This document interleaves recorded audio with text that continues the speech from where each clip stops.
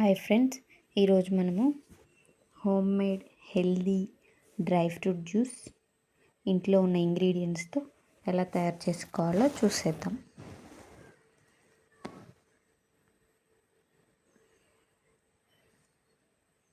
ముందుగా మనం తీసుకున్న డ్రై ఫ్రూట్స్ అన్నిటినీ ఒక బౌల్లో వేసుకొని వాటికి 1 గ్లాస్ వాటర్ వేసుకొని ఓవర్ నైట్ మొత్తం సోక్ చేసుకోవాలి.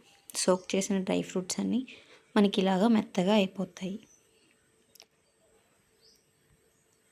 సో మనం ఓవర్ నైట్ సోక్ చేసుకున్న డ్రై ఫ్రూట్స్ అన్నిటిని ఇప్పుడు మిక్సీ జార్లో జ్యూస్ జార్లో యాడ్ చేసుకున్నాం.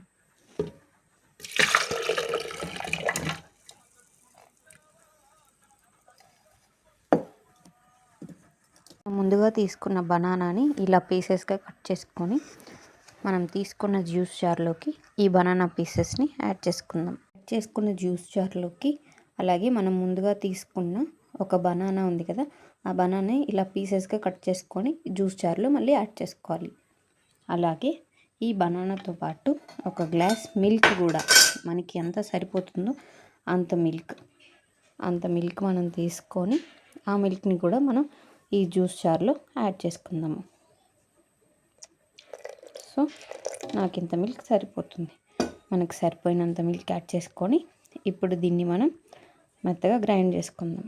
కేస్ మీకు ఎనీ స్వీట్ ఇంకేమైనా కావాలి అంటే షుగర్ కానీ బెల్లం కానీ యాడ్ చేసుకోవచ్చు. మిక్సీ జార్లో వేసుకున్న డ్రై ఫ్రూట్స్ అన్నిటిని మనం ఇలాగ మెత్తగా గ్రైండ్ చేసుకోవాలి. మెత్తగా గ్రైండ్ చేసుకున్న తర్వాత ఒక గ్లాస్ తీసుకొని ఇందులోకి ఇలాగ ట్రాన్స్ఫర్ చేసుకోవాలి. ట్రాన్స్ఫర్ చేసుకున్న తర్వాత కట్ చేసుకున్న డ్రై ఫ్రూట్ పీసెస్ని తీసుకొని ఇలాగ జ్యూస్ మీద ఇలా స్ప్రెడ్ చేసుకోవాలి. స్ప్రెడ్ చేసుకుంటే మనకి గార్నిష్ లాగా, అలాగే మనం జ్యూస్ తాగేటప్పుడు కొంచెం మనకి క్రంచీ అనే టేస్ట్ అనేది వస్తుంది.